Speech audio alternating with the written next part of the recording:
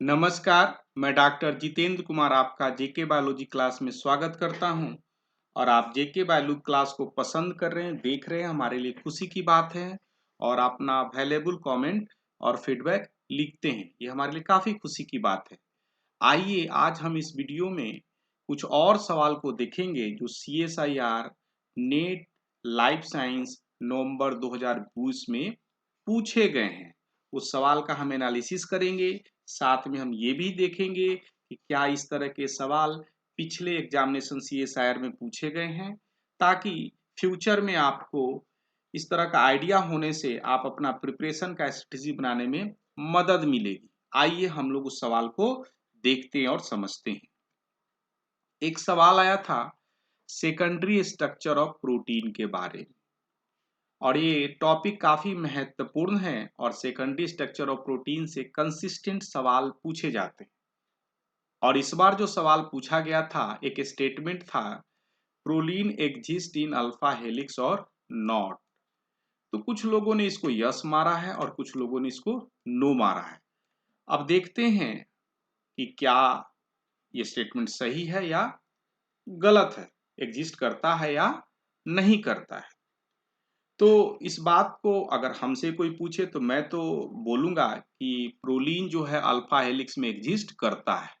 जैसा कि मैंने बताया कि प्रोलीन जो है रेसिड्यू जो है अल्फा हेलिक्स में एग्जिस्ट करता है, लेकिन उसके साथ एक बहुत महत्वपूर्ण बात है, वो लिस्ट कॉमन है, काफी फ्रिक्वेंटली नहीं पाया जाता है। इसका ये मतलब नहीं है कि नहीं पाया जाता है, पाया जाता है लेकिन काफी कम पाया जाता है, कॉमनली पाया नहीं जाता है।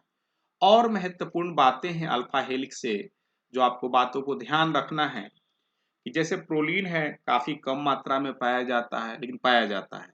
साथ साथ जो लार्ज बल्की ग्रुप के एमिनो एसिड है जैसे ट्रिप्टोफैन है, large number of branched amino acid हैं जैसे वैलिन है और आइसोल्यूसिन है, ये सब जो एमिनो एसिड है अल्फा हेलिक्स में नहीं पाए जाते हैं, क्योंकि क्या इंटरफेरेंस करते हैं चीजों को, क्या अल्फा हेलिक्स टर्न को बनने में रोकने का काम करते हैं। ठीक उसी तरीके से अगर लार्ज नंबर की बात कर रहे हैं, एसिडिक और एमिनो एसिड और बेसिक एमिनो एसिड भी नहीं पाए जाते, कम पाए जाते। क्यों? क्योंकि बेसिकली वो आयनिक बॉन्ड बनाएंगे और साथ साथ इलेक्ट्रिकली रिपेल करेंगे ईच अदर, क्योंकि सिमिलर चार्ज के आएंगे तो रिपेल करेंगे, तो अल्फा हेलिक्स के टर्न को बनने में असुविधा होगी। तो जो सारे परिस्थिति में जो टेक होम मैसेज क्या है कि प्रोलीन अल्फा हेलिक्स में पाया जाता है और कम पाया जाता है। तो अगर आपने ऐसा लिखा होगा कि प्रोलीन जो एग्जिस्ट अल्फा हेलिक्स में, अपने आपने यस लिखा होगा, तो हमारे समझ से ये आंसर सही होना चाहिए। आप अपना कमेंट, अपने वैल्यूएबल कमेंट, अपने सुझाव, आप अपने जो भी आपका कमेंट है उसको क्या लिख सकते हैं, कमेंट बॉक्स में लिख सकते हैं। आइए हम लोग दूसरे सवाल को देखते हैं, सेकेंडरी मेटाबोलाइट्स। यह भी टॉपिक काफी महत्वपूर्ण है। अगर आप पहले से तैयारी करते हैं CSIR को तो इसकी बात की जानकारी आपको होनी चाहिए, और आप नए कर रहे हैं तो आप अभी से ही सेकेंडरी मेटाबोलाइट्स को पढ़ना चालू कर दीजिए कि कितने तरह के सेकेंडरी मेटाबोलाइट्स होते हैं और क्या एग्जाम्पल है और किस तरह के फंक्शन है, और कुछ कुछ इंपॉर्टेंट सेकेंडरी मेटाबोलाइट का प्रोडक्शन का जो पाथवे भी कभी कभी से सवाल पूछे जाते हैं। एनीवे, हम लोग अब बात करते हैं इस सवाल का, क्या इस बार पूछा गया था। तो आपसे पूछा गया था कि बताइए कि प्लांट सेकेंडरी मेटाबोलाइट्स के जो एग्जाम्पल दिए हैं उसमें से कौन शायद सेकेंडरी मेटाबोलाइट का एग्जाम्पल नहीं है। सवाल था कौन नहीं है। तो आपका जो प्रोलीन होगा, जो कि सेकेंडरी मेटाबोलाइट का एग्जाम्पल नहीं है। और अगर आपने इसको मारा होगा प्रोलीन, तो हम बिलीव करते हैं कि आपको नंबर मिलने चाहिए और सही ये हो सकता है। और ये जो सेकेंडरी मेटाबोलाइट्स होते क्या हैं, केमिकल्स होते हैं जो प्लांट्स के द्वारा प्रोड्यूस किए जाते हैं। नॉट ओनली प्लांट्स, बैक्टीरिया भी इसको प्रोड्यूस करते हैं। और इनका जो डायरेक्ट रोल नहीं होता है ग्रोथ एंड डेवलपमेंट में प्लांट में, लेकिन हाँ, ऐसा नहीं कि कुछ रोल नहीं है, कुछ रोल होते हैं। जैसे ये हार्मफुल इन्वायरमेंट कंडीशन में बचाने का काम करते हैं, पैथोजन से प्रोटेक्शन प्रोवाइड करते हैं, साथ साथ ये पॉलिनेटर्स को अट्रैक्ट करने का काम करते हैं, जो कि प्लांट को क्या है, नए पौधे बनाने में मदद करेगा। पॉलिनेटर्स जो सीड डिस्पर्सल करेगा तो नए पौधे उससे जर्मिनेट करेंगे। तो ये सब जो सेकेंडरी मेटाबोलाइट्स का कहीं ना कहीं क्या ये रोल है, और यहाँ पूछा गया था इस बार, डिफरेंट तरह का सवाल था। आइए हम लोग कुछ और सवाल को देखते हैं। एक जो सवाल था बायोडायवर्सिटी हॉट स्पॉट पॉइंट से। ये काफी महत्वपूर्ण टॉपिक है बायोडायवर्सिटी, और इसे सवाल अक्सर पूछे जाते हैं। तो सवाल क्या था, what one question about western Ghat था। पता नहीं कि स्पष्ट क्या सवाल था, लेकिन उसके कुछ ऑप्शन इस तरह से श्रीलंका थे और कुछ कुछ और था जो पता चलता है। तो हम पहले वेस्टर्न घाट हॉट स्पॉट के बारे में थोड़ा सा जान लेते हैं। तो जो वेस्टर्न, जो इस तरह वेस्टर्न कोस्टल एरिया जो इंडिया का है, और ये जो श्रीलंका का ये जो रीजन देख रहे हैं, ये काफी हॉट स्पॉट के नाम से जाना जाता है। बायोडायवर्सिटी के हिसाब से काफी ऐसे ऑर्गेनिज्म हैं और प्लांट्स हैं जो इसी एरिया में, खास करके जो फ्लावरिंग प्लांट्स हैं, एम्फीबियंस हैं, काफी मात्रा में इस एरिया में पाए जाते हैं। और दोनों का जो कंडीशन है, क्लाइमेट कंडीशन है, प्रीटी मच मिलता जुलता है। और एक और बात क्या है कि आज के समय में इस एरिया का जो महत्व है काफी ज्यादा बढ़ गया है। बहुत सारे ऐसे स्पीसीज हैं जिनका जीवन खतरे में है और वो इसी रीजन में पाए जाते हैं। तो और वर्ल्ड के किसी और पार्ट में नहीं पाए जाते हैं। तो इसको क्या कंजर्व करने के लिए काफी डिफरेंट तरह के प्रोग्राम चलाए जा रहे हैं। तो वेस्टर्न घाट का जो वर्ड का टर्म का इस्तेमाल किया गया, ये पहली बार नहीं किया गया है। पास्ट के एग्जामिनेशन में वेस्टर्न घाट से शायद पूछा गया है। और अगर हमारे समझ से लगता है कि क्वेश्चन के स्पष्टता नहीं है, फिर भी लगता है कि श्रीलंका माइट भी पॉसिबल आंसर हो सकता है कि रिलेटेड की हॉट स्पॉट और कौन है या किस सिमिलर टाइप का है। अगर आपको क्वेश्चन जानकारी है तो आप लिख सकते हैं कि हमने बनाया है और एक क्वेश्चन हो, तो इस मुद्दे पर हम लोग क्लीन आंसर कर सकते हैं। लेकिन हमारे समझ से वेस्टर्न घाट हॉट स्पॉट काफी महत्वपूर्ण है बायोडाइवर्सिटी पॉइंट ऑफ व्यू से। और इस एरिया में कुछ ऐसे प्लांट और स्पीसीज जो काफी महत्वपूर्ण हैं और इम्पोर्टेंट रोल प्ले करते हैं इकोसिस्टम में। आइए हम लोग कुछ और सवाल को देखते हैं। एक सवाल था आर बैंडिंग पैटर्न से। आर बैंडिंग पैटर्न से सवाल था और कुछ स्टेटमेंट दिए गए थे और उसमें से करेक्ट स्टेटमेंट को आपको चूज करना था। तो अगर आपको आर बैंडिंग पैटर्न के बारे में जानकारी रहेगी तो आप आसानी से इसको बना सकते हैं। तो आर बैंडिंग पैटर्न जो बेसिकली है reverse of Giemsa staining on chromosome, जो कि क्रोमोजोम्स का स्टडी करते हैं, साइटोलॉजी में इस तरह का अध्ययन करते हैं। तो उसमें सबसे पहले जो है गिम्सा स्टेनिंग लोग करते हैं मोर फ्रिक्वेंटली, गिम्सा स्टेनिंग क्रोमोजोम्स को देखने के लिए। और गिम्सा स्टेनिंग में देखा गया है क्या कि ब्राइट फील्ड और आप डार्क फील्ड और ब्राइट फील्ड, दो फील्ड आपको मिलता है। तो डार्क फील्ड जो रीजन है वास्तव में हेट्रोक्रोमेटिन का रीजन है, और ब्राइट फील्ड जो रीजन है बेसिकली कहने का क्या मतलब क्या है कि यूक्रोमेटिन वाला पार्ट होता है। लेकिन ये आर बैंड क्या है, जस्ट रिवर्स है। किसका रिवर्स है? गिम्सा स्टेनिंग का। तो आर बैंड में देखते हैं क्या reverse of Giemsa staining band है। तो डार्क रीजन जो देख रहे थे वहां पर क्या था, हेट्रोक्रोमेटिन को डिनोट कर रहा था, जबकि यहाँ पर यूक्रोमेटिन को डिनोट करता है। और ब्राइट रीजन जो है वहां पर क्या यूक्रोमेटिन को डिनोट करता था, ये हेट्रोक्रोमेटिन को डिनोट करता है। आप देख सकते हैं ए रीजन को स्टेन किया गया है, तो आप यहाँ पर देख सकते हैं। और ये क्या, ए रीजन काफी डिफरेंट है। इसी तरीके से इसका कंपेयर करें तो इस रीजन को कंपेयर करें तो आप यहाँ से इस रीजन को अबाउट कंपेयर कर सकते हैं और देखेंगे कि काफी डिफरेंट है। यहाँ पर ये क्या है, ब्राइट है, और यहाँ पर क्या देख सकते हैं, यहाँ पर ब्राइट नहीं है, डार्क, सॉरी ये डिफरेंट है। एनीवे तो अब जो महत्वपूर्ण बात है कि पहले इसका रिवर्स होता है, और दूसरी बात क्या है इसको कैसे करते हैं। तो बेसिकली इसको हम लोग स्लाइड्स पर जिस पे स्टेनिंग करना है उसको पहले हॉट फास्फेट बफर में इंक्यूबेट करते हैं, और फिर क्या गिम्सा स्टेनिंग का नॉर्मल जो तरीका है उससे हम लोग क्या करते हैं, इसको करते हैं। तो ये बैंडिंग पैटर्न से भी सवाल पूछे जाते हैं CSIR में। डिफरेंट तरह के बैंड होते हैं, और खास करके जी बैंड, आर बैंड, इस तरह से सवाल पूछे जाते हैं। आइए हम लोग कुछ और सवाल को देखते हैं। एक सवाल था essential element of cell wall.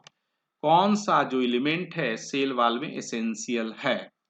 तो which essential element present on the cell wall. तो कुछ लोगों ने तीन कमेंट बॉक्स में लिखा है कि तीन ऑप्शन था, सिलिकॉन, मैग्नीशियम, फास्फोरस।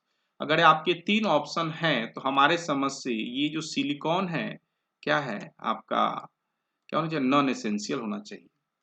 बहुत सारे प्लांट्स में खास करके इसके सेल वॉल में इसकी रोल के बारे में मालूम नहीं है और एसेंशियल नहीं है। इसका अगर अगर इस मेटल जो भी है इस एलिमेंट को अगर हटा दें हम, फिर भी प्लांट आसानी तरीके से सरवाइव कर सकता है, सेल वॉल उसके सही रह सकते हैं। तो ये आपने अगर सिलिकॉन लिखा होगा तो हमारे समझ से ये क्या होना चाहिए, आपका सही होना चाहिए। दूसरा चीज है which essential element present on cell wall. तो सेल वॉल में कौन से एसेंशियल एलिमेंट प्रेजेंट होते हैं, सॉरी, तो ये तो प्रेजेंट नहीं होता है, सिलिकॉन जो प्रेजेंट नहीं होता। अब अगला चीज है मैग्नीशियम और फास्फोरस। तो मैग्नीशियम और फास्फोरस की अगर हम बात करें तो ये दोनों काफी महत्वपूर्ण रोल प्ले करते हैं। और जैसा कि देखते हैं अगर सेल वॉल बनाएं तो सेल वॉल में फास्फोरस जो है, जैसे फास्फोलिपिड है सेल वॉल जो मेम्ब्रेन का लिपिड बना हुआ है, तो वहां सबसे ज्यादा तो फास्फोरस होता ही है। तो माइट भी ये आपका क्या होगा, आंसर सही होना चाहिए अगर आपने इसको लिखा है तो। और जिस जिस प्रोस्पेक्टिव में हम सवाल को समझ रहे हैं, अगर ये है तो आपका ये क्या होना, सही आंसर होना चाहिए। और ऑल्दो मैग्नीशियम का जो रोल है काफी महत्वपूर्ण है, खास करके पेप्टोग्लाइकेन सिंथेसिस में और सेल वॉल को स्ट्रेंथ बनाने में। तो माइट भी अगर मैग्नीशियम लिखे हैं, अगर सवाल में कुछ और स्पष्टता आ जाए तो माइट भी ये क्या हो सकता है, कंफ्यूज कर सकता है लोगों को कि भाई सेल वॉल होगा में मैग्नीशियम होगा या फास्फोरस होगा, लेकिन सिलिकॉन तो नहीं होगा। अगर आप को कुछ और इस सवाल की स्पष्टता के बारे में जानकारी है तो अपने कमेंट बॉक्स में जरूर लिखें इसको। आइए कुछ और सवाल को हम लोग देखते हैं। यह जो एक सेक्शन ए में जो सवाल है डायरेक्शन बेस्ड सवाल, कंसिस्टेंट किसी भी एग्जामिनेशन में पूछे जाते हैं और यह सवाल आपको जानना चाहिए। हालांकि आप लोग सेक्शन ए को जनरली स्टूडेंट्स मतलब पसंद नहीं करते हैं, लेकिन करना चाहिए। तो देखते हैं क्या कह रहा है। ये एक पर्सन है 1500 मीटर नॉर्थ डायरेक्शन में गया, देन ईस्ट में गया 500, और 1500 साउथ में गया एंड देन 500 वेस्ट में गया। तो फाइनल पोजीशन क्या होगा, तो इसका आंसर जो होगा क्या होगा, सेम पोजीशन। आप कैसे कर सकते हैं, मान लीजिए कोई पर्सन यहाँ पर इस तरीके से है और ये 1500 नॉर्थ गया तो नॉर्थ में 1500 गया, 1509 गया, और उसके बाद फिर क्या ईस्ट में गया, तो ईस्ट में गया तो फिर इस तरीके से ईस्ट में गया 500, और फिर कहाँ गया साउथ में गया, तो साउथ में नॉर्थ में गया, और फिर क्या गया ईस्ट में गया है। ठीक है, सॉरी डायरेक्शन ही गलत है। नॉर्थ में आपने 1500 गए, फिर क्या 500 गया ईस्ट में गए, और फिर क्या साउथ में गए इधर, और फिर क्या वेस्ट पर यहाँ पर चले जाए, तो आपके सेम पोजीशन पर चले जाए। ठीक है, तो ये आपका क्या है बनाने का सही तरीका होगा। अगर आपने सेम पोजीशन लिखा है तो आपको सही मार्क्स मिलेंगे। आइए कुछ और सवाल को हम लोग देखते हैं। एक जो सवाल था गिबरलिन सिग्नलिंग पाथवे से था, और जो सवाल का जो मतलब मेजर जो पॉइंट था उसमें देखना था कि molecular basis of gibberellin section क्या है। तो गिबरलिन्स जो है बेसिकली जो जाते हैं गिड वन प्रोटीन के साथ बाइंड होके ये डीला प्रोटीन को बाइंड एसोसिएट करते हैं डेला प्रोटीन के साथ। और जनरली जो डेला प्रोटीन है, ध्यान रखिएगा इस बात को कि डेला प्रोटीन जो है इनहिबिशन का काम करते हैं। किसके इनहिबिशन का करते हैं, गिबरलिन सिग्नलिंग के जो रिस्पॉन्स का है, जीन को एक्टिवेट और डीएक्टिवेट करना है, उसको क्या करते हैं, इनहिबिशन का काम करते हैं। तो ये ध्यान रखना है। लेकिन जैसे ही सिग्नलिंग प्रोटीन जीए और जी1 के साथ एसोसिएटेड होते हैं तो डीला प्रोटीन जो कि डिग्रीगेट कर जाता है, डिग्रीगेट कर जाता है, और डिग्रीगेट करने के बाद आपका जो इनहिबिशन का काम हो रहा था जीए रिस्पॉन्स जीन का, और इस इनहिबिशन क्या हो जाता है, खत्म हो जाता है, और क्या हो जाता है, एक्टिव हो जाते हैं। तो इस तरीके से अगर एक कॉन्सेप्ट अगर आपको आइडिया होगा तो आप गिबरलिन जो सिग्नलिंग जो मॉलिक्यूल्स जो इस तरीके के थे, सवाल जो बेस्ट थे उस पर आप क्या कर सकते सवाल को बना सकते थे। एक और मैं बात को आपको बता देना चाहता हूँ कि कंसिस्टेंट एग्जामिनेशन में जो सवाल पूछे गए हैं, गिबरलिन से ज्यादा ऑक्जिन से सवाल पूछे जाते हैं। ऑक्जिन ट्रांसपोर्ट से पूछे जाते हैं, ऑक्जिन सिग्नलिंग पाथवे से, ऑक्जिन सिंथेसिस से। इसके लिए मैंने वीडियो बना के रखा है और आप उसको चाहें तो जीके बायोलॉजी क्लासेस पर देख सकते हैं, बिल्कुल सरल भाषा में वो क्या है उपलब्ध है। और मैं डिस्क्रिप्शन बॉक्स में उसका लिंक भी डाल दूंगा, आप चाहें तो उसको देख सकते हैं। अब देखिए जैसे कहने क्या मतलब, क्या ये सवाल कंसिस्टेंट पूछा जाता है परीक्षाओं में कि म्यूटेंट अगर प्लांट है, प्लांट क्या है, अगर म्यूटेंट है, डिफिशियंट है गिबरलिंस में, तो क्या हो जाएगा, वो dwarf and let flowering phenotype देगा। क्यों, क्योंकि हमेशा वो क्या करेगा कि गिबरलिंस जैसे डिफिशियंट है तो क्या करेगा, डेला उसको इनहिबिट करके रखेगा और हमेशा क्या है वो रिस्पॉन्स देगा। अब अगला सवाल होता है कि अगर डेला म्यूटेंट है तो डेला प्रोटीन अगर काम नहीं कर रहा है तो हमेशा क्या क्या प्लांट बड़ा होगा, जीए रिस्पॉन्स एलिमेंट क्या होंगे, बड़े मतलब काम करेंगे और प्लांट को क्या करेंगे, अर्ली फ्लावरिंग फिनोटाइप देंगे और साथ साथ ये प्लांट के हाइट को बढ़ाने का भी काम करेंगे। आइए हम लोग कुछ और सवाल को देखते हैं। एक जो सवाल था बैक्टीरियल ग्रोथ कर्व पर, मैंने इसका वीडियो भी बना के डाला था। कुछ लोगों ने सवाल उठाया और बोला कि सर डायगोनल ग्रोथ का कर्व होना चाहिए। डायगोनल मतलब कहने का मतलब क्या कि दो तो इस तरह का आपको कर्व दिखना चाहिए। हम थोड़ा इसे सहमत नहीं है बिल्कुल, ये कर्व नहीं होना चाहिए। क्यों नहीं होना चाहिए, उसके पीछे काफी सिंपल लॉजिक है।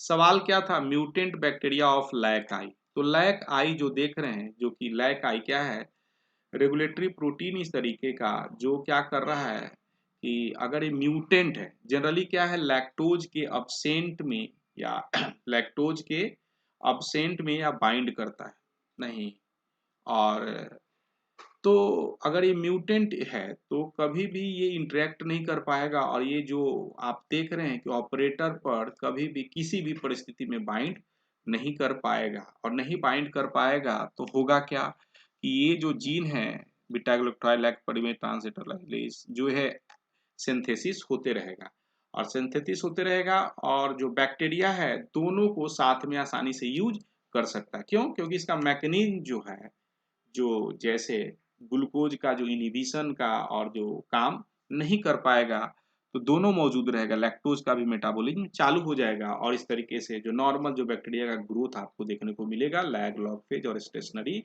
और उसके बाद भोजन खत्म हो जाएगा तो आपको डेथ मिलेंगे। आइए कुछ और सवाल को हम लोग देखते हैं। एक जो सवाल था लैक्टोटाइप इन टैक्सोनॉमी, कुछ सवाल था, सवाल में स्पष्टता नहीं है, इसके लिए हमने कुछ वीडियोस पर नहीं बनाया। अगर आपको जानकारी है तो आप लिख सकते हैं कमेंट बॉक्स में। प्लाज्मा मेम्ब्रेन्स पर भी कुछ इस तरह का सवाल था कि कौन से अल्कोहलिक ज्यादा पाए जाते हैं या स्पष्ट नहीं है, तो हमने इस पर कुछ वीडियो नहीं बनाया है। लैंडमार्क थ्योरी पर भी सवाल पूछे गए हैं और लैंडमार्क थ्योरी पर क्या पूछे गए हैं ये नहीं मालूम है। और लैंडमार्क आप जानते हैं यूज एंड डिसयूज थ्योरी, जो ज्यादा यूज होगा ज्यादा स्ट्रांग होगा। तो क्या सवाल अगर आपको जानकारी है तो आप इसको लिख सकते हैं। और लास्टली मैं आप लोग को थैंक यू बोलना चाहता हूं क्योंकि अपना वैल्यूएबल समय देखा और आपने कुछ बिलीव करते हैं कि कुछ सीखा होगा। और अगर आप इसको पसंद करते हैं जेके बायोलॉजी क्लास को तो लाइक करें, शेयर करें, सब्सक्राइब करें। और हमारे यहाँ CSR net life science club अगर आप ज्वाइन करना चाहते हैं तो आप इस नंबर पर कांटेक्ट कर सकते हैं 6202692436। और lastly thank you for watching the video.